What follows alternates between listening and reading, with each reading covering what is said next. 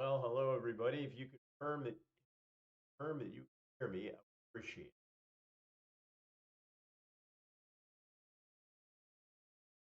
Confirming that you can hear me would require that I chat. So, look good. My audio does not look right.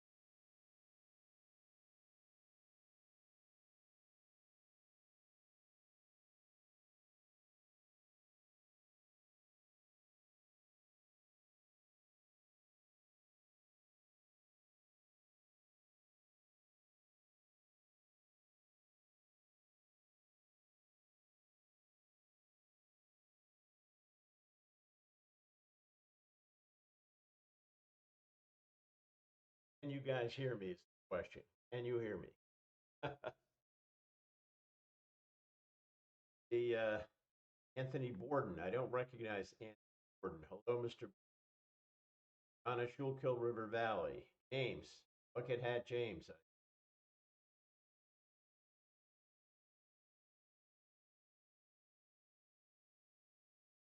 Adjustments.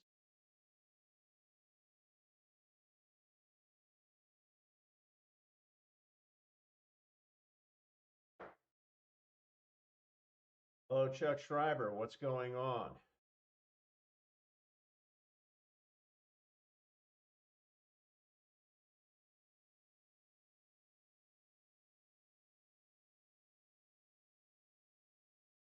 Loud and clear. Thank you, Thomas. I appreciate that. Looks kind of weird on my end. It's always a technical challenge. See what to get this straight.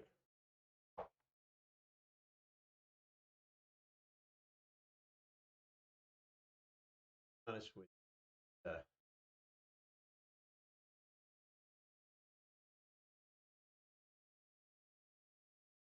less than perfect.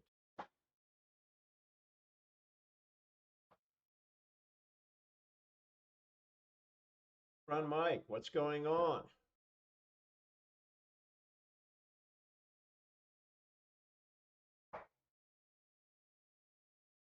Guess I'll.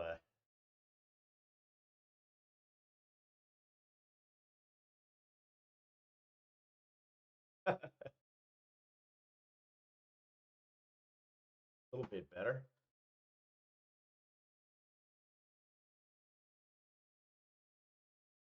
Now, if you all can tell me, are you seeing the little chat window on your screens as well as just like I am? How to make that go away, Frank? Otherwise,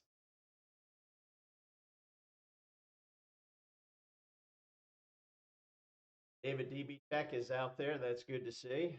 Dave, how are you doing? Hope all is well.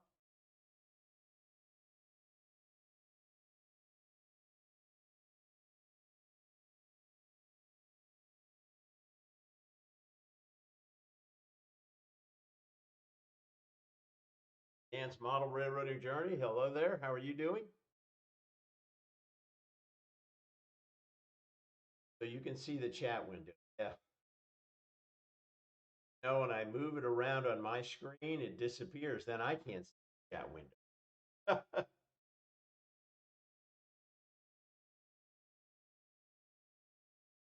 Up here, I can't. Or down here.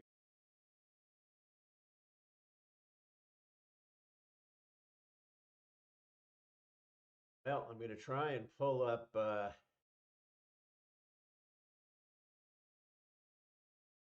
chat on my phone so I can follow chat somewhere.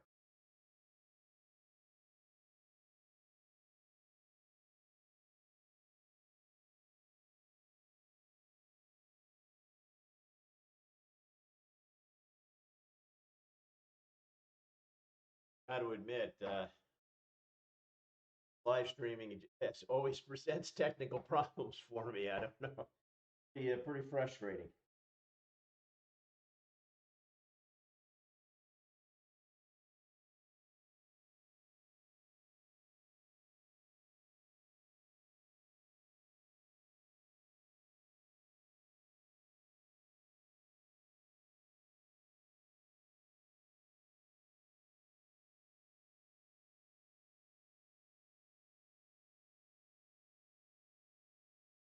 can't see the chat, that's a problem.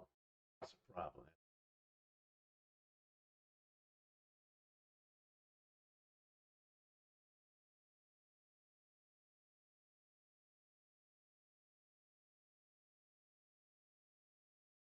All right. Live chat on my phone. Hey, Al Marr, I see you're here. Hello, Al. What's going on?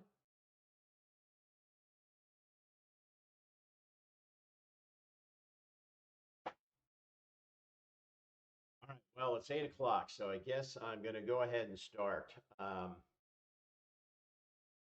And I apologize. The first thing on my agenda, first, hey, happy November. I hope everybody is having a good time. And oh, what's up with Ray? Ray has been traveling. I thought he had just gotten home, Thomas. So maybe that has impacted his communications a little bit. But he did communicate with us, the STS gang, internally earlier today. Yes, but yeah, he was busy with work. He's still out there. Everything is okay, I believe.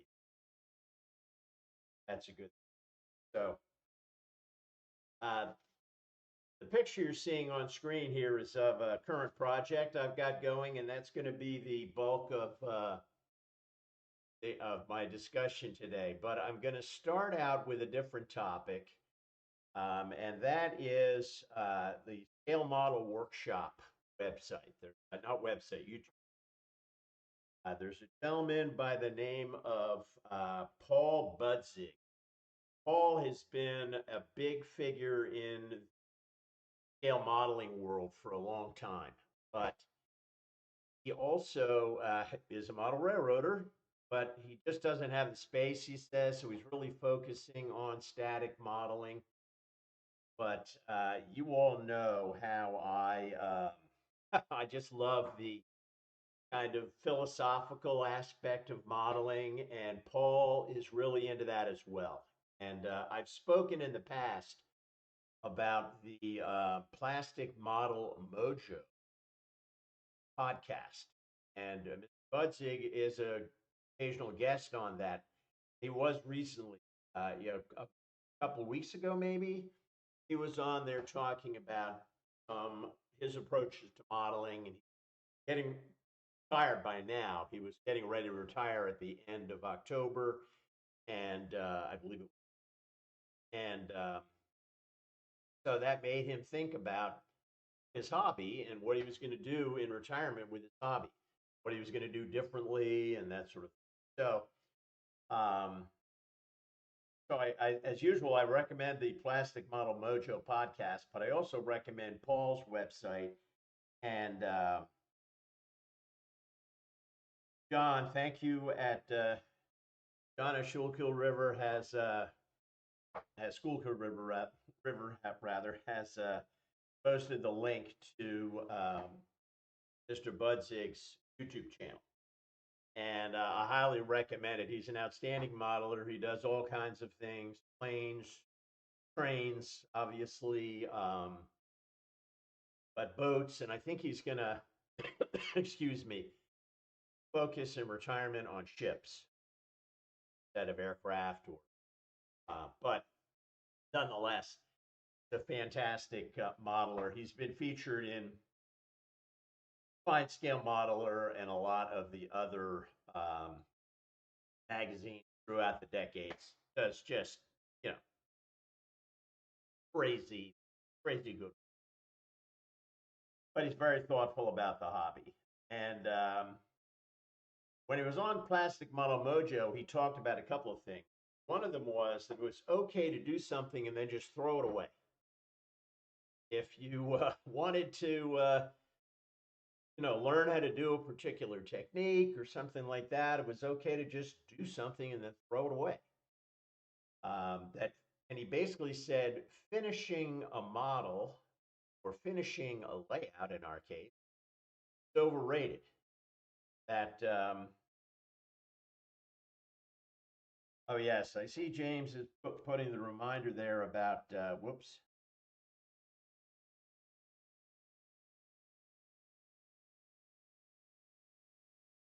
about Nissy J uh, being a blood transfusion, maybe needing a kidney, trying to find a match. And I don't know a lot about that. When I first heard about it, I did do a little research about it, and I realized how little I know about medicine, blood types, and all this.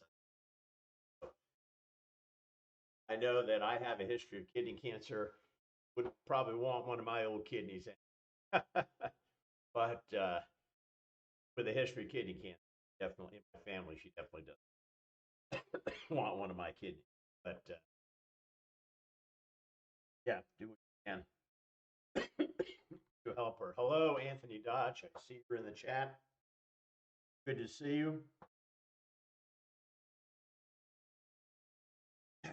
Yeah, Anthony, what I saw about kidney donation was that it was like blood donation, and if you were type O, you could donate a kidney to anybody. There's some other testing after that, but it looked like it was pretty. If you were type O, universal donor, could donate a kidney to anybody. I, I do not know.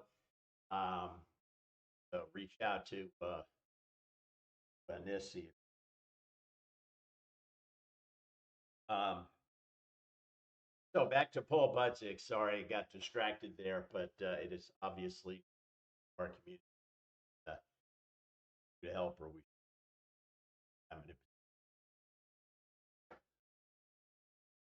especially with my recent health issues, deal with that. But at any rate, I do think that one of the underlying thing that Mr. Budzik said was, "Hey, it's a hobby. Do what gives you joy. If you don't really like painting and you just like building boxcar models, let's say, but not necessarily painting and decorating them, well, then just build the boxcars. Do what gives you joy.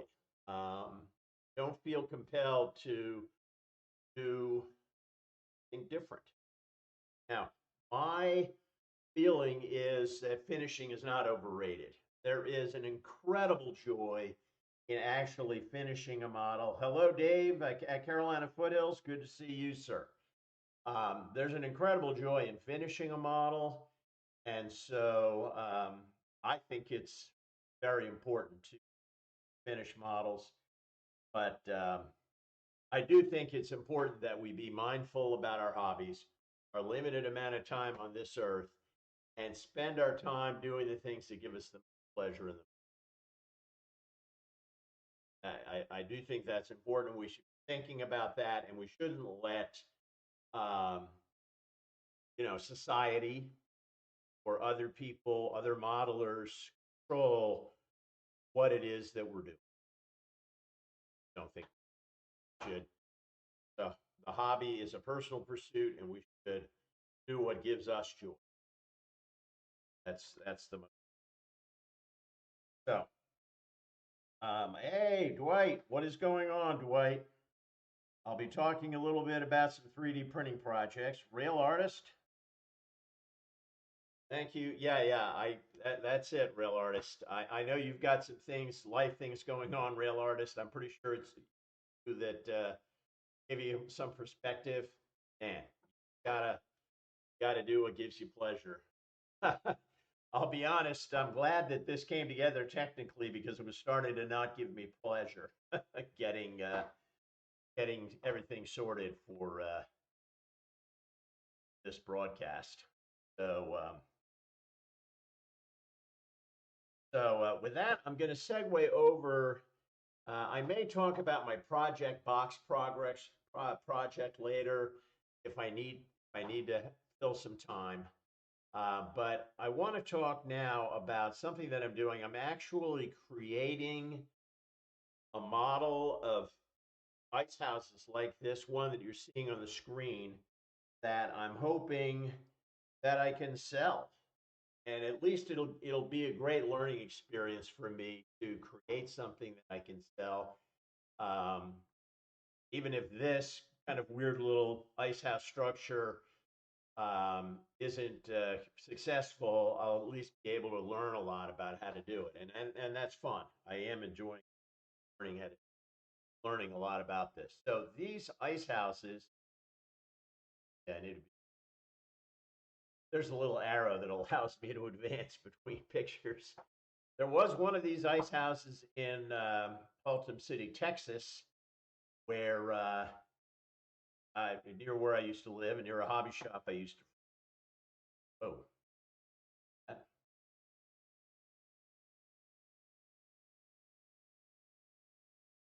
small picture, so you're not going to be able to see very much about that. That's even smaller. Okay, let me go back. Sorry. All right, so these are little ice kiosks. You know, they're unmanned ice kiosks, automated ice machine, and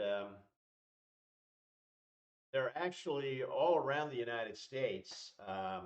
Dwight Curley said that there was one near him actually, and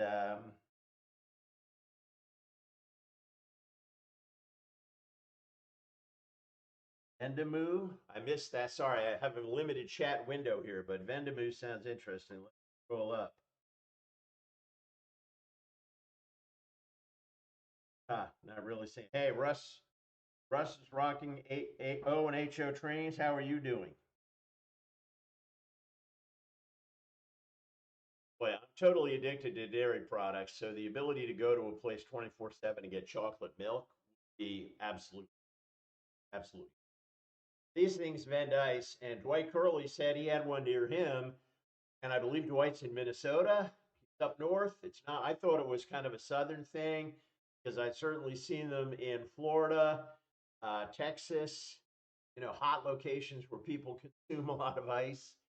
But these are basic, and I've never actually patronized one of these things. But you know, you just go in, put your charge card in, and you can buy bags of ice, which are dispensed out of this kind of lower chute there, or you can get loose ice out of the chute to the left there. Just put your cooler under there and fill it up with ice that way, and not get a bag of ice.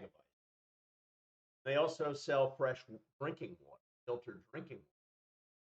So they're interesting little structures, and so there's another one, and this is clearly in a colder climate. These folks are wearing heavy coats, so um, so I thought this would be an interesting thing to model, and it's obviously a relatively easy thing to model. Um, oh, really? Cinema campgrounds, Dave. That makes sense. That makes sense. At camp, um, where people, in the summertime, they are consuming a lot of ice.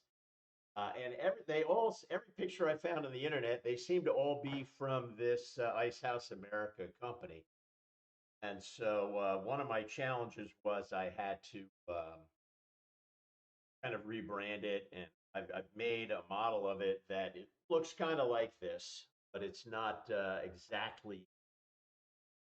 Um, Hopefully, I certainly don't want to be infringing on any. Uh, yeah, Vendamu. I'm going to look that up, Dave. Vendamu. That looks like an interesting variation.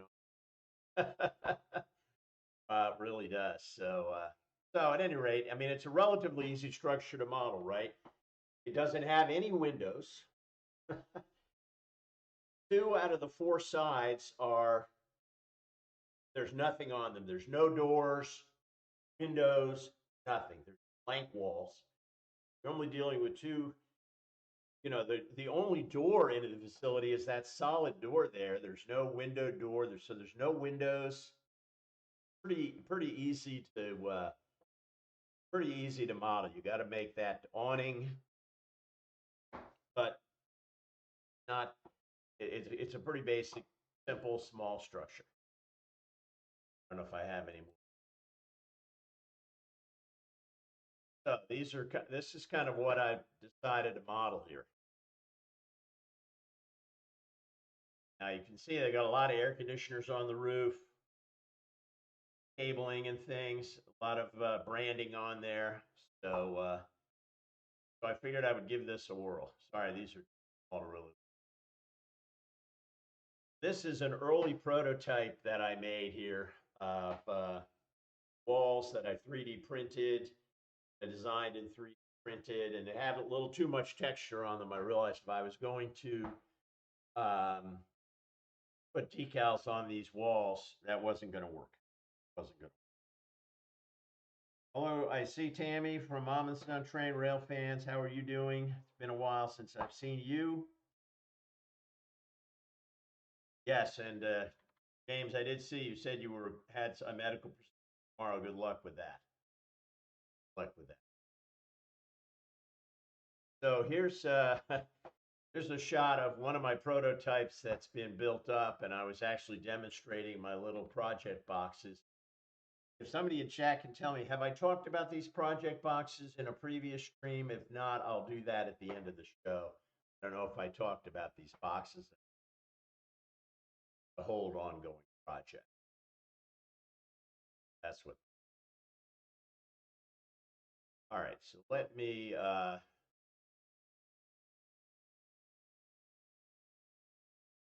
I'm going to switch over to Blender here, and I'm going to show you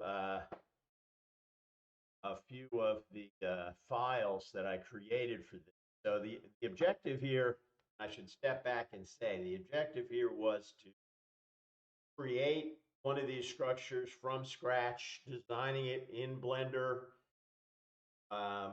printing it out on my printer, my 3D printer, and then assembling it and decorating it, building the awnings, just creating an entire model of one of these little ice dispensing things. Okay, yes, Dave, I did do a video on the project boxes. I'm just not sure if I talked about them live. If I haven't talked about them live, I'll give you all a. So let me open up.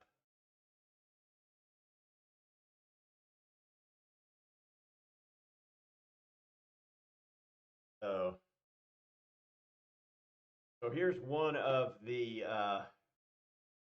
files. And these are very simple files, right? Because and this has a little bit of texture on it that I deleted. But this is the kind of blank wall of the ice house. So it's just a slab of 3D printed material at the end of the day, basically. But it's dimensioned properly to print out in the right size that I need.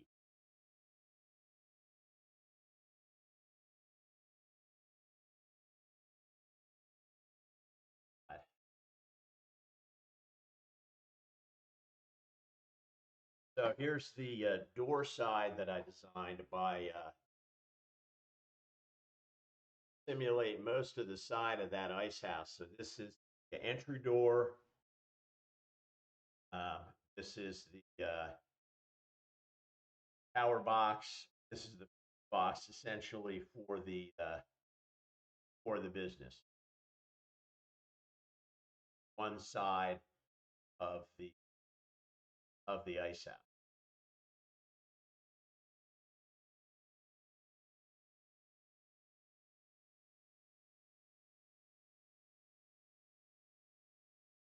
Okay, we got the front here.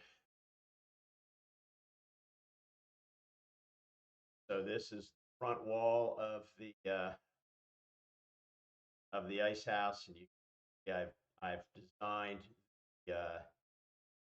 chutes for dispensing ice, and this is a simulation of the area where you pay with your credit card in order to buy the ice, kind of the front wall of the structure. The other walls are basically flat, and they don't have any fixtures. Rectangle.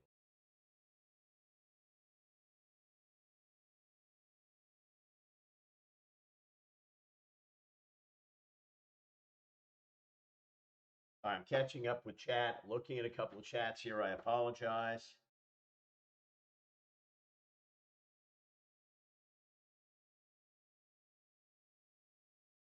Amy, if you're not feeling well, I'm sorry to hear that. It looks like there might be some talk about that. So I'll just show you one more side of this. What I've what I've designed. So this is uh, roof for the structure with one of the air conditioning, kind of the forward central air conditioning, and I just decided to go ahead and put that on the roof. The other air conditioners are kind of on a rack, and I didn't want. I could have obviously included them in the 3D model, but then there would have been a painting challenge. They're kind of close together, so I decided to create the rack and AC units separately, so that those could be then put on by the person building the model. This is the roof. I'm pretty sure I've got a picture. I've got the file of there we go.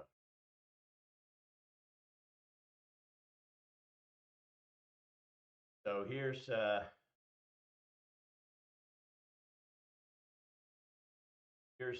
kind of the AC, the rack for the AC. You can see I've got it's up on kind of heat rack.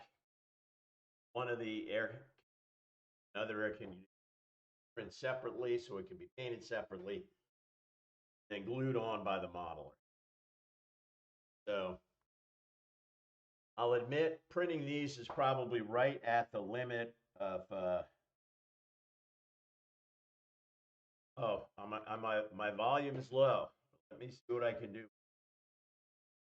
I think I can turn the volume up a little. There we go. I've turned that up a little bit. So let me know, Deep Run, if that's of any help. In fact, let me jack it all the way up. I've now turned it all the way up as high as it can go. Hello, Wigwag. How are you, sir? Good to see you.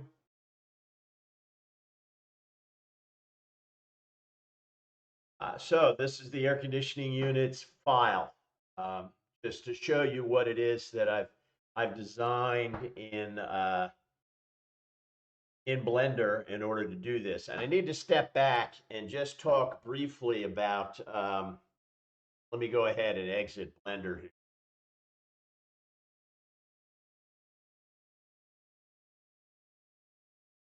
Bring up a picture of the kit here. My 3D printing journey here has been pretty incredible, frankly. It wasn't until the end of August that I actually had the guts to open up my Elegoo printer and actually set it up and try to start using it. So it's been about 2.5 months since I did that. Hello, JD. How are you doing? Chuck Schreiber, if I didn't say hi, it's good to see you here. I apologize if I missed you.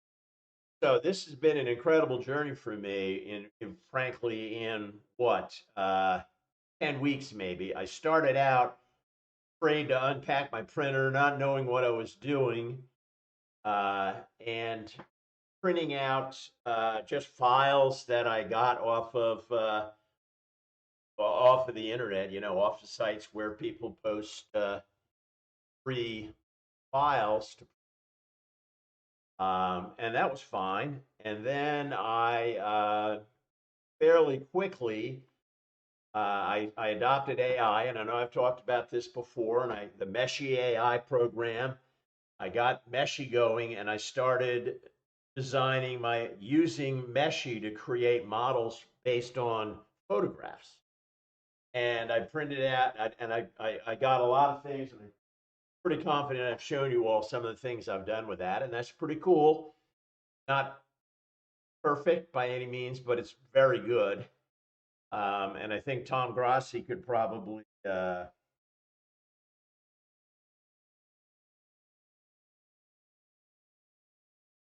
Bernard, I see you're there. How are you doing? Sorry I missed you, or if I missed you earlier. And so I went from getting files off of websites that provide all sorts of 3D printed files to using AI to create my own models from pictures. So I have a lot of, water tanks and things like that that I've designed to use uh, Meshy AI, and that worked pretty well. But I wanted to take that next step in the process. I certainly saw from Dave and others, uh, John at Schuylkill River, they're designing their own things, and so I wanted to take that next step and start designing things. So see from the Blender files that I showed you that I learned Blender, and I'm actually starting to produce my own printable files that can be made into a kit. So it's really, to me, that's just really exciting.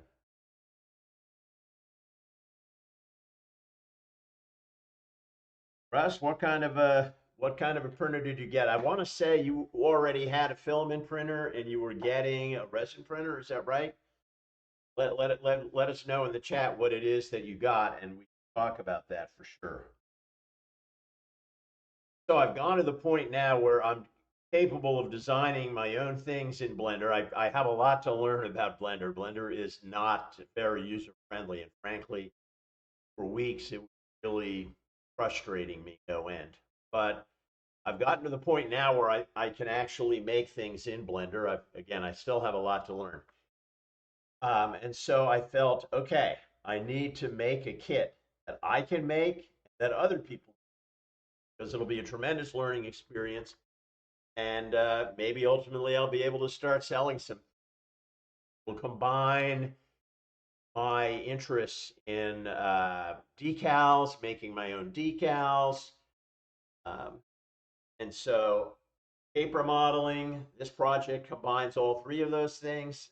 So I just thought it would be cool to investigate this and what I could do. Hello, Randall Ellison. Good to see you. I hope your health is okay, Randall. I know you've been going through it. If you're talking with us, at least maybe you're not working. So that's something good. Anyway, so here on screen, you see an assembled ice house, partially assembled. It doesn't have the rooftop AC put on, and I've redesigned this model somewhat since then. But also, the parts to make this little ice house, this little automated ice house. So, kind of in the upper left-hand part of the parts, you see base. So there's a base that's slightly larger than the assembled walls of the ice house. To the right of the base is the roof. It has one of the rooftop AC integrated in. Then to the right of that, you see the front of the ice house with the ice chute, back of the ice house, which is just blank. And it kind of in the middle is the side of the ice house with nothing on it. And then below that is the door wall. So doors and the electrical boxes are on that side. Then to the far right is the rooftop AC, one AC unit with the rack integrated into it, and another little rectangular, three-dimensional rectangle, which is um, the other AC. Let's say I'm reading a few.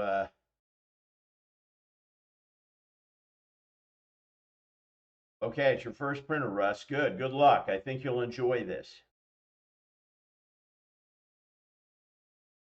Yeah, those kidney stones are terrible, Randall. I'm glad you're feeling a little bit better. If you can, work on your vehicle, you can change the oil on your truck, and this kind of temperatures, you're pretty tough customers. So I think you handle kidney stones. So, so there is, the basic kit that I've kind of designed to put together, make this little ice house. Now, hopefully, I can get the pictures going in order here. So here is a shot of me using some 1, 2, 3 blocks, kind of line up and glue uh, walls of the ice house together, keeping them square. Just using medium viscosity K in order to glue those, L shapes, keep them square.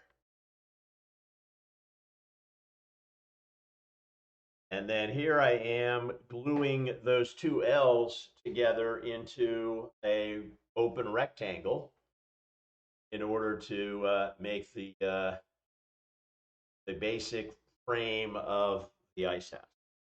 Pretty pretty elementary stuff.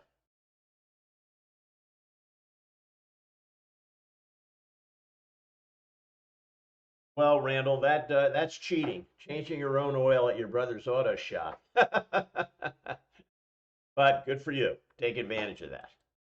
Take advantage of that. Okay, let me see if I've got any more construction shots before I go to. Okay, so here the four walls have been dropped down onto the base of the ice house in order to start completing this the construction. So, and then here it is with the roof installed, and this is a redesigned AC unit on top. So, so that's kind of the basic shapes of the ice house, as printed out on my Elegoo Century Carbon uh, filament print.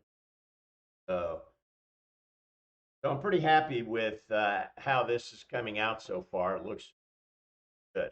So let's see.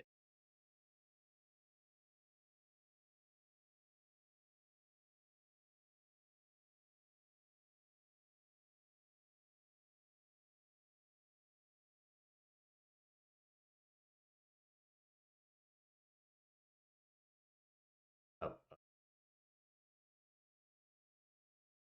all right, I didn't think open up this design program. So here are the decals that I designed for the ice house.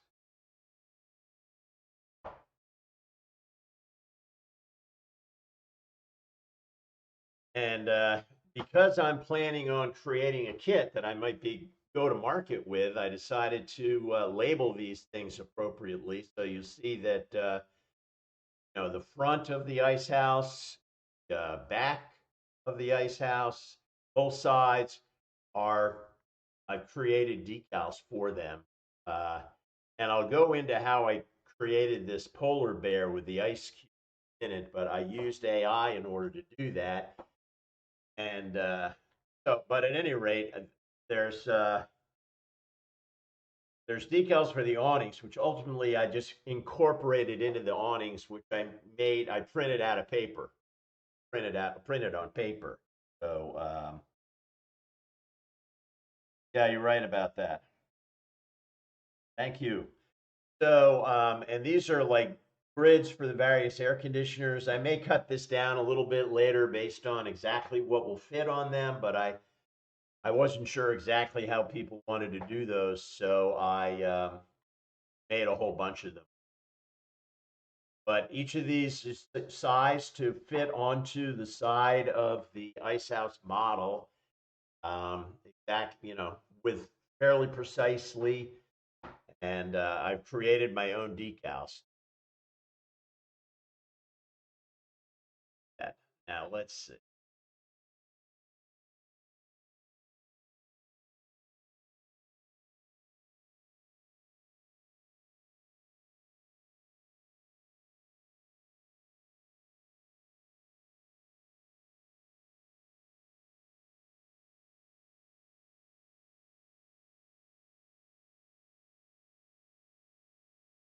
I know I was going to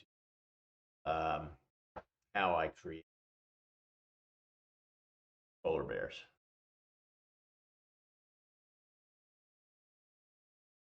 Let me catch you.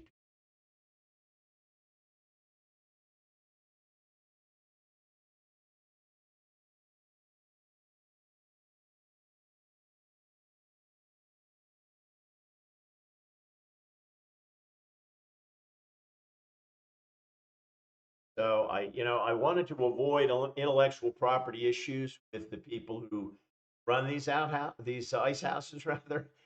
And so I decided to create my own brand here, and they use penguins, their artwork, but I figured I would use a polar bear. And so this is the prompt that I gave to ChatGPT and as I said earlier, sometimes ChatGPT is really terrible and you keep asking and it doesn't generate anything good and it's pretty frustrating. But in this case, in two prompts, I had exactly what I needed. Now, admittedly, this is a pretty long prompt, right? Please generate a cartoon image of a polar bear smiling without showing any teeth. I didn't want it to look scary. In his left paw is a large, crystal clear block of ice. You'll notice they put it in his right paw. Okay. Is pointing to the block of ice with his right paw. Well, they have his left paw, but whatever. The bear is wearing a red fedora hat and a red and blue striped scarf. This is an ad for ice, so the ice block should be prominent and attractive. Behind the bear and the ice, there should be a thin, medium blue background that feathers away quickly. The image should be a PNG file with no background. So that was a fairly elaborate prompt, but I don't know. I don't know, Russ. I think you're probably better than you think. But this is the initial image that was generated by ChatGPT. And honestly, that's a pretty good image, right? I mean, I really was very happy with this. Could have used it as it was, but I did think that it could use a little bit of improvement. It looks kind of weird if you see down here, the bottom of his body just kind of ends weirdly. Just it looked weird. And I thought it could use a little more pizzazz before we finalized it. So I said, please make where the bear's body ends and the body of the image end in a smooth curve from the left side to the right side and add a glint of light bouncing off the block of ice. And here's what it generated. And I got to tell you, I was absolutely delighted with this image that ChatGPT. Fantastic, right? I mean, it was just smiling. It looks great. I really like it, if I do say so myself. And so this became the primary feature on the side of my ice house. And then I came up with a name for it. I should go back to the um, decals.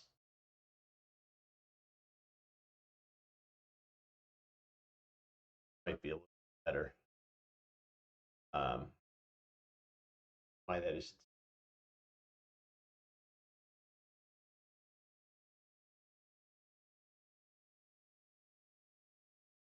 This is sorry, this is not really very centered. I don't know how to center it, but hello, Life with Roscoe. I didn't see you there before. I think what's going on? Does that look familiar, Mike? I don't know. Maybe it is. ChatGPT. You don't get original. You don't get. You don't necessarily get original art. Nothing's protected by uh, trade or copyright or trademark. So I don't know. It might be from something else, that polar bear. But at any rate, this is what I thought would be what I would provide in each ice house kit. The doubled up on the decals um, so that if mistakes were made, it could be corrected. So that's a little bit better view than the other view we had, I think. At any rate, so that's the so that became the decals.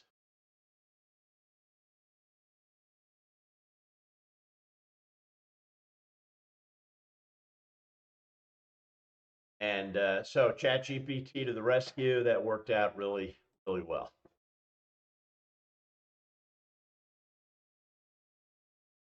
Okay,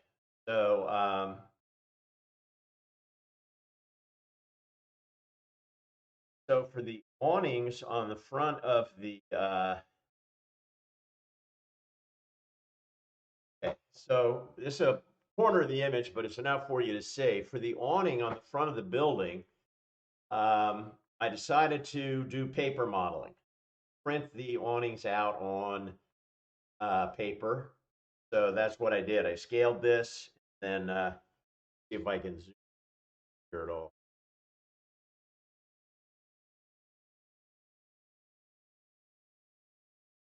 So you can see I just used graphic art to I selected Polar Ice as the name of the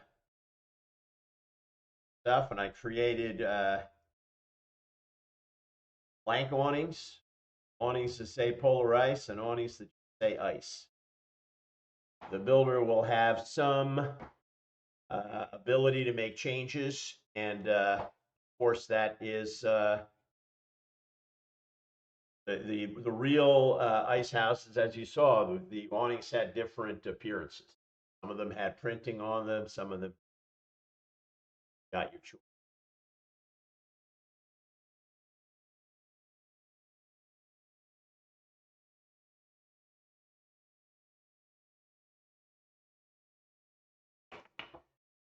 And here, quite small, obviously, is one of the ice, one of the ones that just says ice that I've made to put onto my one of my first test models.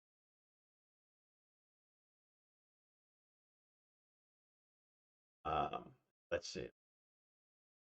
So here you can see what I do is, and I'm going to instruct builders to do, take a blue pen and color in the back side of the awning before you actually construct it. It shouldn't be white inside.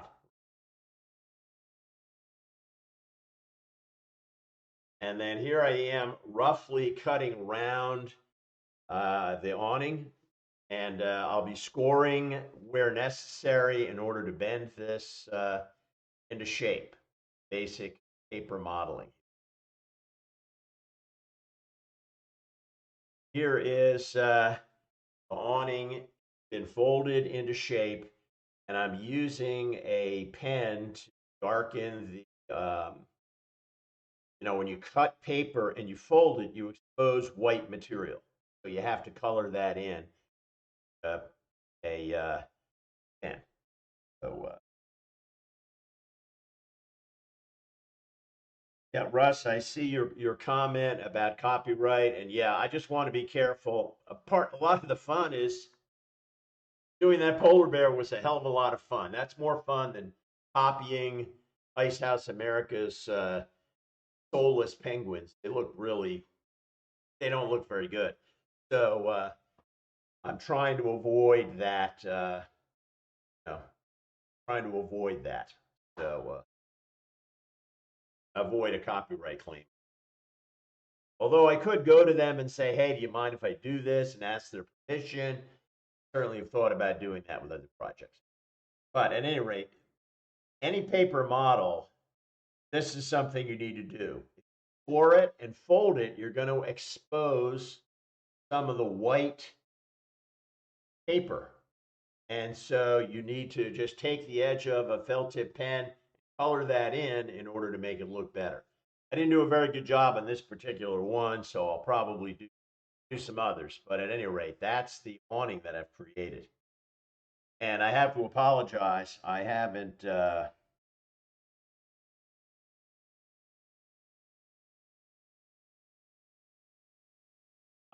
gotten as far in the building process as I wanted to. I was really hoping that I would have one of these fully constructed by now, uh, but I don't. And here's kind of a picture of what we've been talking about: the decal sheet and the awnings, paper awnings next to them. just so that they can be, you can see them together.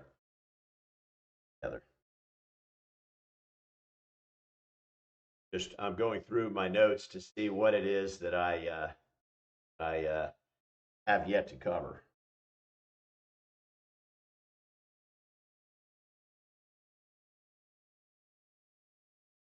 So let me see. I can show you. I've been working on instructions for this. I'm thinking about selling it as a kit. So and whether I do or not remains to be seen. But it's certainly a fascinating process thinking about it and going through the steps. You know, and any of you experienced 3D printers who are out there, right now I'm butt joining, and let me go back and pull up a picture.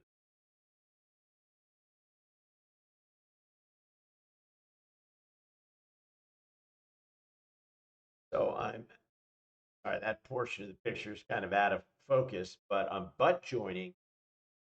Oops.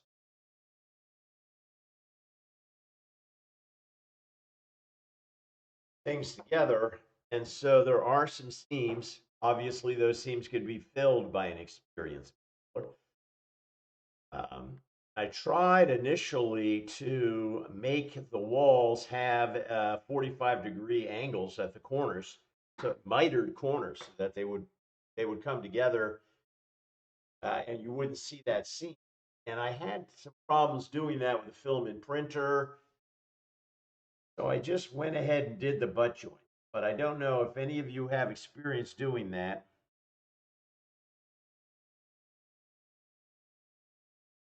Yeah, deep run. I'm thinking I would sell it. I don't know exactly how I'd market it. I think I probably would um, sell it myself. I have another YouTube channel called Scale Model Works, and I'm thinking I would use that to sell it, and and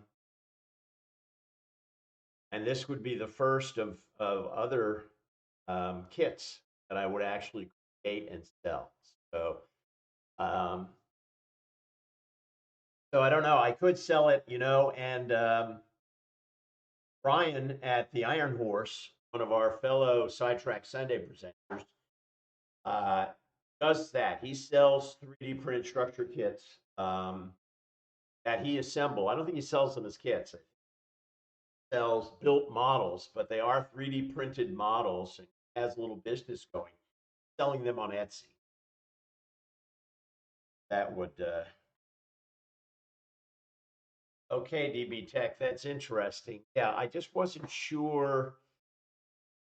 It's the inside of the walls, kind of nice to have them flat against the build plate.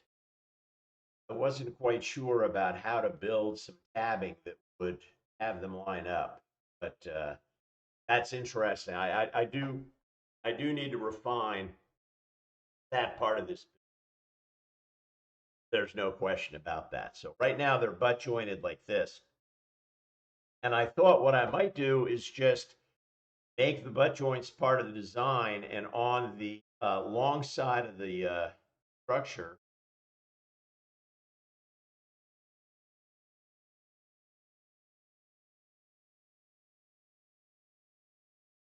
maybe on the long side of the structure, instead of these ribs, I would just have a little groove down the side. That way it would create like a square corner post on all four corners of the structure. I don't think it would really affect the decaling or anything else on the structure. And so, I thought about incorporating that seam into the design so that it didn't have to be filled in. That was kind of one of my thoughts about how to do so. Think we've looked at this one, but at any rate, you can see kind of the butt joint and what that looks like. And this is my awning. Now, I did not do a good job coloring edges here, so that's definitely Mike. The texturing on the wall is just an artifact of the printing process. I did not deliberately put texture in the wall. Now, the walls that had kind of the thin strips on them, I built that in Blender. I just didn't like it at the end of the day. But I had evenly spaced uh, strips of material on the sides, printed out very well, but I couldn't see applying decals on top of that. Just too, it was, too, stood too proud. Yeah, kind of like, I guess a dovetail would be helpful. Bernard, I'm just not exactly sure how to create that joint there in the least obtrusive way possible.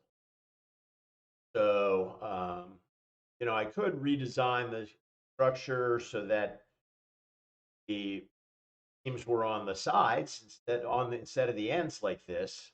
No, but I don't know that that would really. So,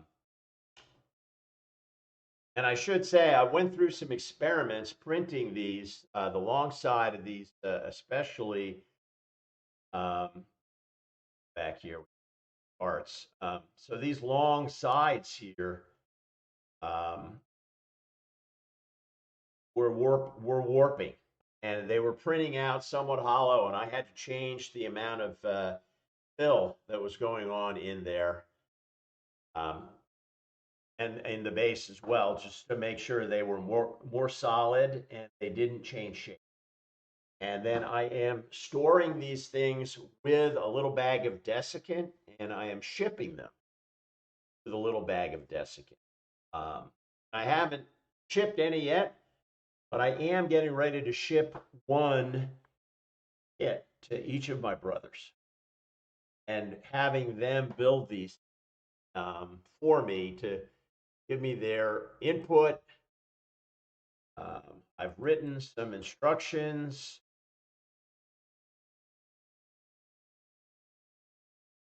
Here you can see, and I'm going to be supplementing these instructions with these little build photos.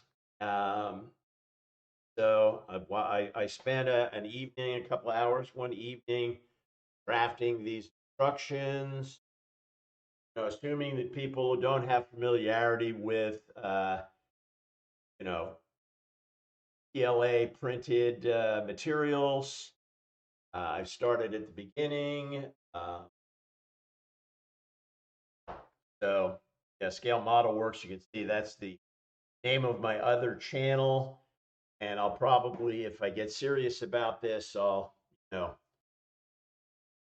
create an LLC of Scale Model Works LLC, put the business in there um, as I go forward, trying to design these little kits, sell them. So,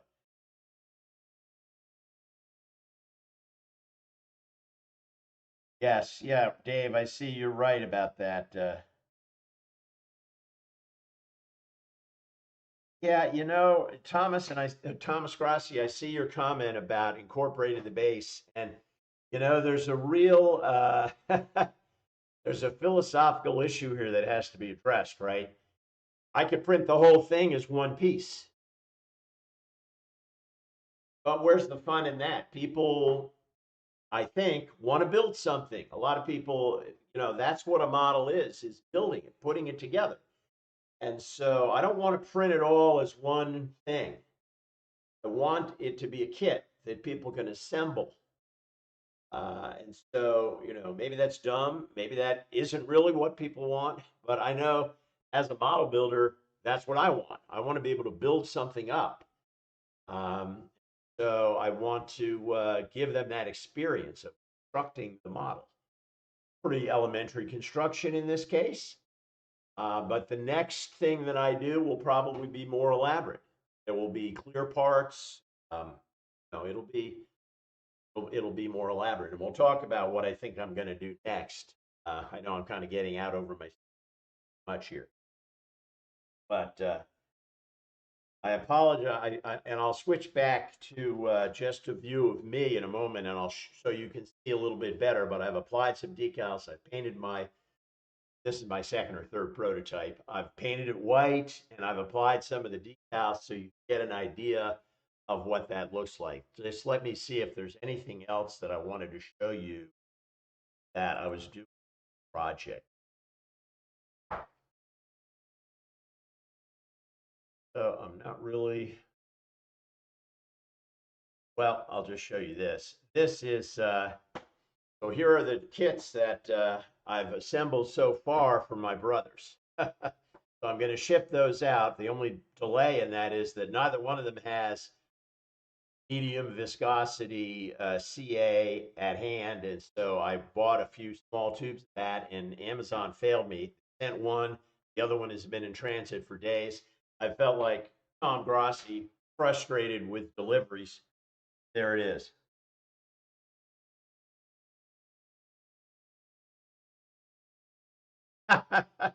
Hey, Artie, instructions are only good if they're in Dutch.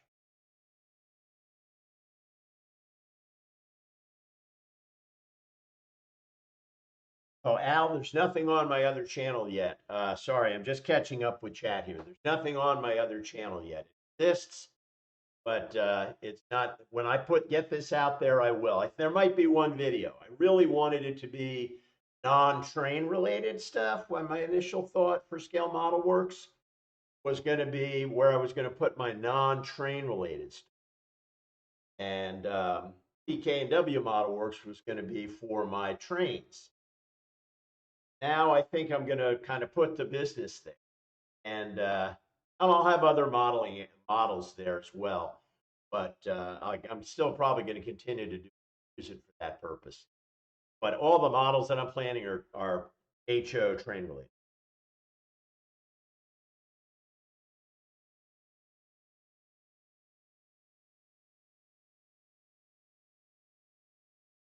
Sorry, I'm just catching up with chat. Sorry, John. Yeah, the other channel is there's nothing out there yet, so don't feel like you're missing something.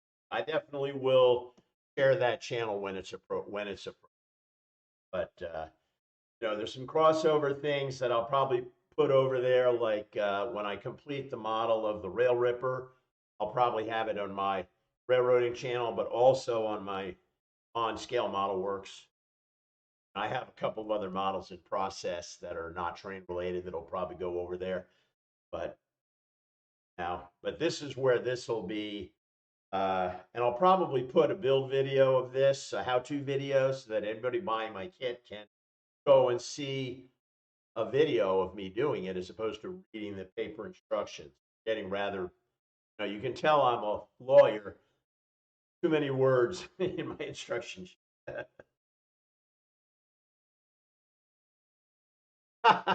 All right, now Artie, don't take too many shots at Mr. Bobel. So these are the kits that I'm going to get sent to my brothers. They've got the awnings ready. I've cut decals, and so that's all pretty much ready to go.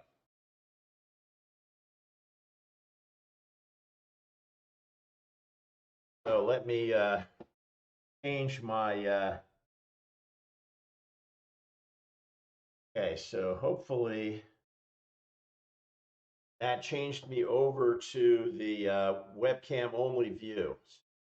But you could let me know that that's worked. I appreciate it. But here's the decal sheets that I'm going to send to my brothers. I got two brothers. So with their kits, they'll get this decal sheet. Uh, should have everything they need to do one kiosk.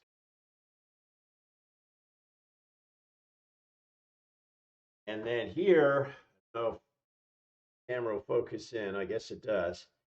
Here is the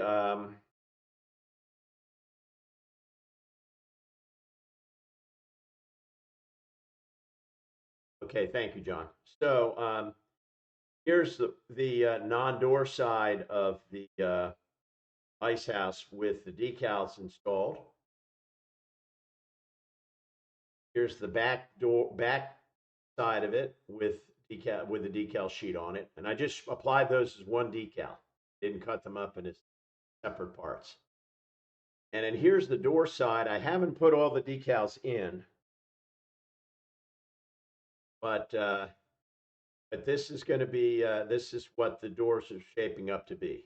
You know, as you saw from the prototype, this pedestrian door, some of them it's all stainless steel, some of them it's white, some have markings on it, some do not. I have some decals that you can put on there to do that, and I haven't done the front of the building yet, but there's decals for that. I have to paint the ice chute silver, and then I think that'll be ready to go.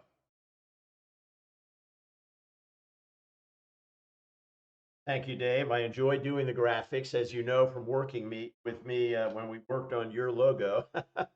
I love doing graphics. So, so I know I'm over time here, but I wanted to talk a little bit about a couple of other things related to this project. The first is I want to redesign those corners.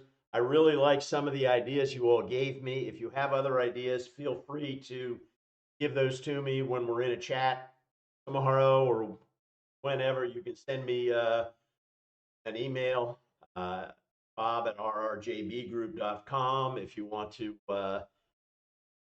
give me some ideas about how to do those corners and how to get this construction.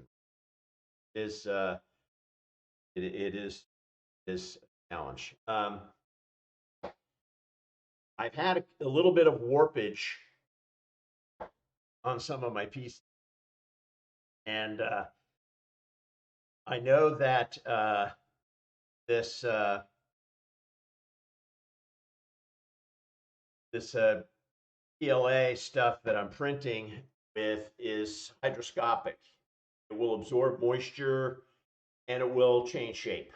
And so I've invested in some little desiccant packets. I'm storing the parts with desiccant, and I think that'll help. But I'm still having challenges with that warpage. Yeah, thank you, Tom. Good. That's good. That's what I wanted so that you kind of see this example a little more clearly. But I'm really happy with how this little thing is turning out, you know. I really am. It's got I've got that little rack with the other air conditioning units on it. I think it'll be a little clever looking little thing. Um, so, and again, I'm doing these prototype builds with my brothers. And when I get a little bit further along, I'm probably going to ask a couple of you to be guinea pigs for me as well, just to help me figure out whether my instructions make sense, whether my materials are working, whether it's easy to put it together, whether there's something that can be done a little bit better from the user. So, so be looking for that. Um, now, the other thing that's been really fascinating about this, and I don't necessarily, you don't need to do this to be a model train hobbyist for sure, but it really is eye opening to think like a manufacturer. I don't want to aggrandize myself. I'm not a manufacturer yet. I haven't sold a single kit. But it really is interesting to change your mindset and think about how to mass produce something, what the user experience is going to be, how to ensure that the people getting your kit can get a good result. It's a different thing. You know, you're not building just one. You're not building just one. And back to my initial story about my 3D printing journey. This is again now going from modeling, just building one thing, 3D printing one thing and being happy with it, to printing a whole bunch of these things and figuring out how to make a kit work is a totally different mental experience. It really is a fun thing to putting yourself in the manufacturer's shoes and figuring out how to make So, speaking of making something, what the heck else am I gonna do? And let me go back. I'm gonna go back to my other view here so that I can show you a couple of other pictures. So you have probably seen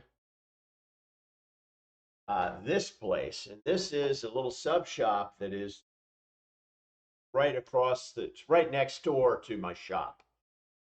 And it is a crazy design, and that is certainly something that I want to make a model of for myself. And I think it might be an interesting thing for people to have as well. Obviously, dates back to the transition era for railroading. Um, and it's a cool structure. It's a little sub shop now, but it was a doghouse restaurant that specialized in deep fried hot dogs. Sounds better than it is. They're still selling them there, and I've had one, and I probably only will have one. But this construction is pretty cool. That's going to take a lot of more work on the 3D printing. You got a brick texture. There's shingle texture on that pointed roof. Got these glass walls. No, it's a complex build.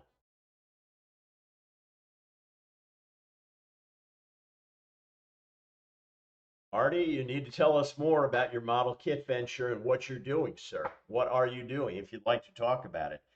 Or do we need Tom, I see your comment about building an L on the side there. That's a good idea. I will think about that. I will think about that. So this is on my list of things to build. Um, and unfortunately, I don't have pictures, and I apologize for not being as prepared as I should be. But the one thing that I have already started to work on is a what's called a truckable tugboat. I'll have to see if I can quickly find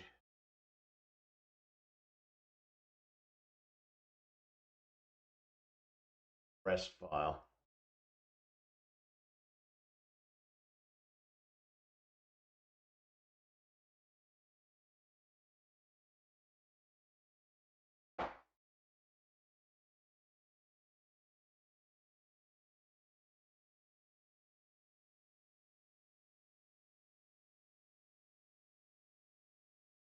No, I'm not seeing any here, but at any rate, there are. Sorry about that. There are these tiny tugboats. They're not a lot bigger than the ice house. um, they're a little bit longer, but they're maybe 2 feet wider. They're not very bigger than the ice house. These little tugboats, and I've started making that. I've started modeling that in 3. Um, they're tiny. They're kind of funny looking. The challenge there is that I would have to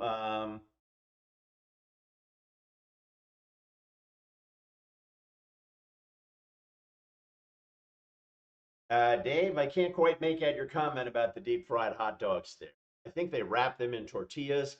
They put all kinds of flavorings in them. So, you can get one that's Mexican style. You can get one that's Italian style. You can get one that's, but they were pretty, it wasn't very flavorful. Really didn't enjoy the one that I tried. I have yet to try another one.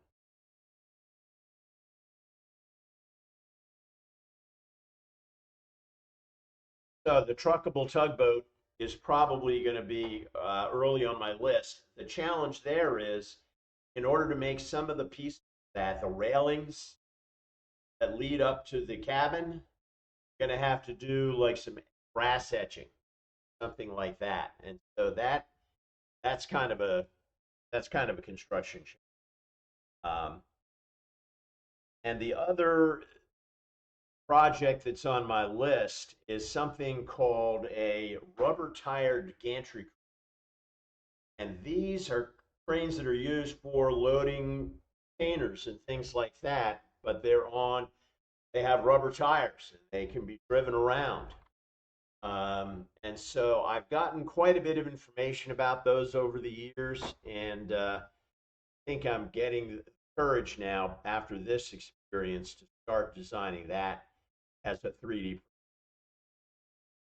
Um, so so those are the three things that I'm thinking about doing. All things that I want for my layout. That I now with the power of 3D printing. Now, I have to say, I guess everybody thinks they live in the golden age of modeling, but um, I think we live in the golden age of modeling.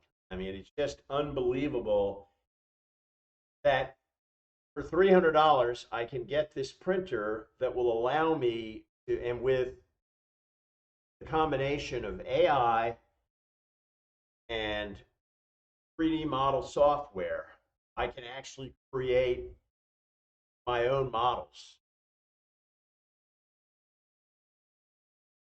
that can be reproduced. They can be produced in volume that you could actually sell if other people wanted them and it would help them. They would be interested. You can make your own decals. It's just, it's really, to me, it's just super exciting and fascinating. And so I hope that you're enjoying your modeling as much as I'm enjoying mine because I really am, really am. And just a quick update. I know that, and justifiably so.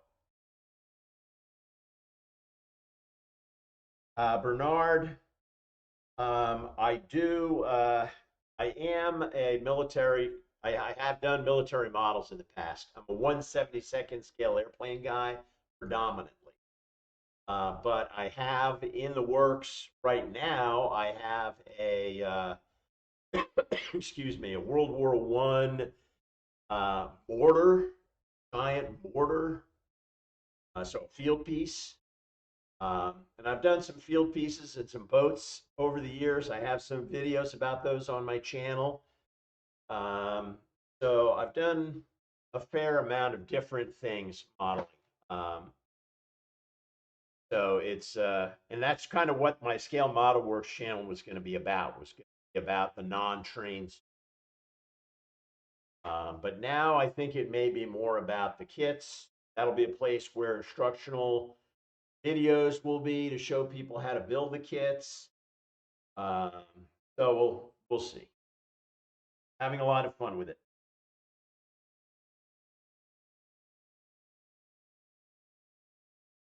All right, I'm reading some of these comments.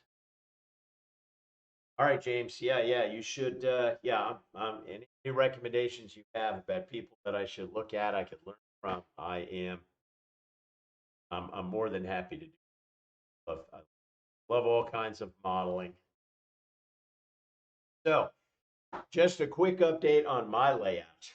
Um, I'm still working on the space. Um, I I've been working on cabinetry for the kitchen here at the shop. Some of the our kitchen is under construction at the house. It's been far too long. I'm starting to really get tired of it now. Cooking in my own garage, this pain in the butt. Um, but they're getting close to being done. We still don't have granite countertops, so the appliances can all be installed. So I'm still stuck, air frying in my garage, using a hot pot and microwave in the garage. But I have gotten, you've seen probably some of my things where I posted about my neighbor Ulrich Mauser. He had to dismantle his his layout set in Germany.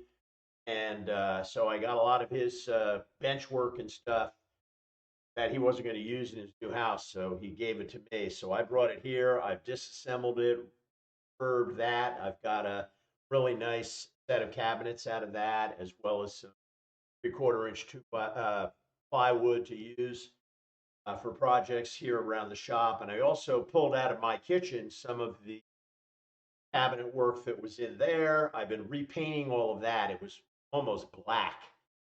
So I cleaned all that. I've been painting it white. That's going to go into the kitchen area here at the shop. Once I have that kind of in place, I'll have a little bit more space to start moving around and working on my own layout. But unfortunately, not really. No, this was again my lesson from the beginning of the show was do what makes you happy, right? This is a hobby. I am really enjoying the 3D printing, designing my own kits. Just just super cool. If anybody in the audience has experience doing like etched brass, I would love to hear from you about that and to learn from you about doing that because I think there are some parts to some of these models that I've planned where I need to make, like HO scale ladders, steps, and things that probably would be best with etched brass, holding etched brass. Although, I could potentially make those with resin printing. I don't have a resin printer yet, so I don't really know. But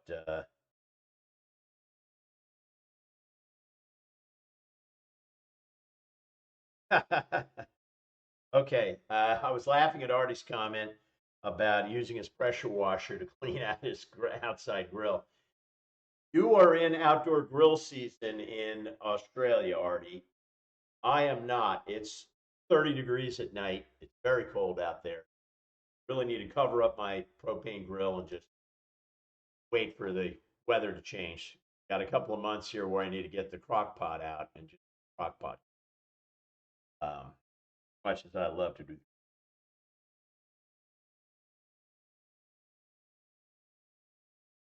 Yes, thanks for that reminder, Wigwag, about the Micro Marks photo etch thing. I actually have that. Quite old. I hope the chemicals are still fresh. Been probably 10 years or since I bought it. But I do have that etching. So I might try that. Yeah, I might try that.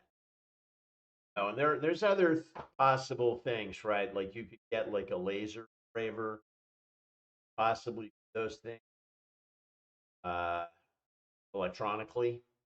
So I don't know. I'm gonna have to do. I've got a few other projects, things that I want to do that would almost all etched brass. Like probably you've seen these things that when you're out on the highway, trailer tail, kind of a thing that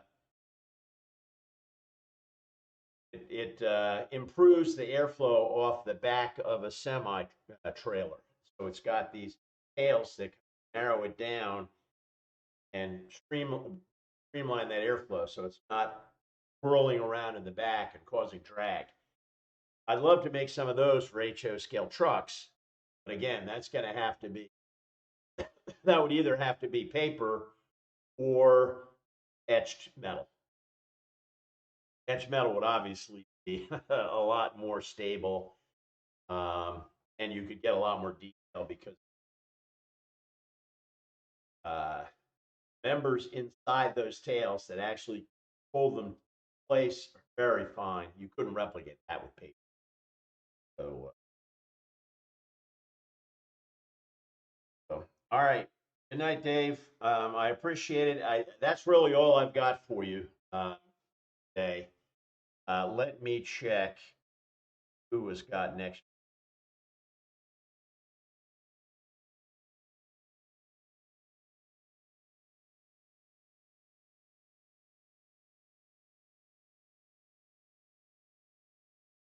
Find our. No, I don't know why I'm looking on chat to find our schedule. Our schedule actually, my Google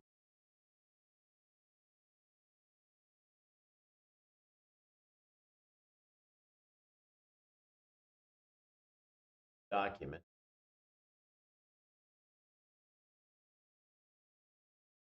Chuck Schreiber, good night. Great seeing you. Thanks for being out here and joining us. I appreciate that.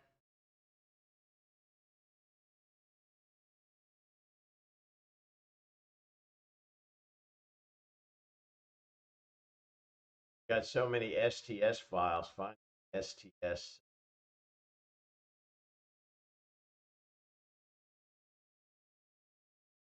Kind of daunting me. Hoping John is out there. And okay, thank you, Ed at Happy Valley. I didn't recognize you. Okay, so Schultz River Valley is. I thought he always had the first show of the month.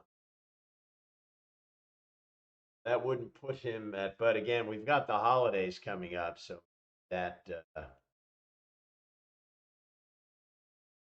that's why.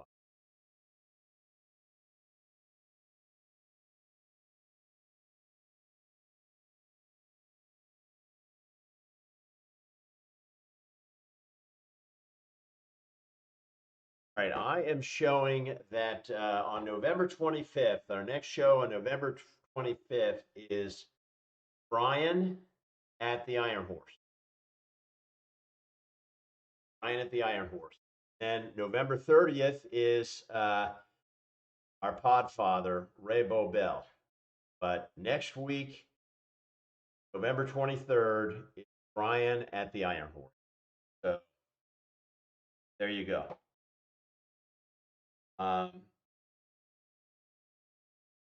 There we go. And John and I, great minds work alike. We both finally came up with the answer at the same time. So next week, same bat time is Brian at the Iron Horse. Hey, I appreciate you all coming in and listening to me.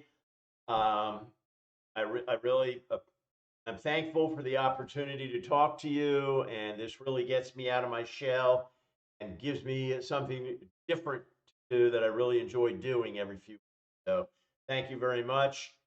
I will go ahead and say goodnight now, and I'm sure I will see you in chat. And everybody have an awesome week this week. Stay safe, stay warm, stay healthy. Till next time, Bob Johnson with PK and W Model Works signing off. Keep on modeling, you guys. Bye bye.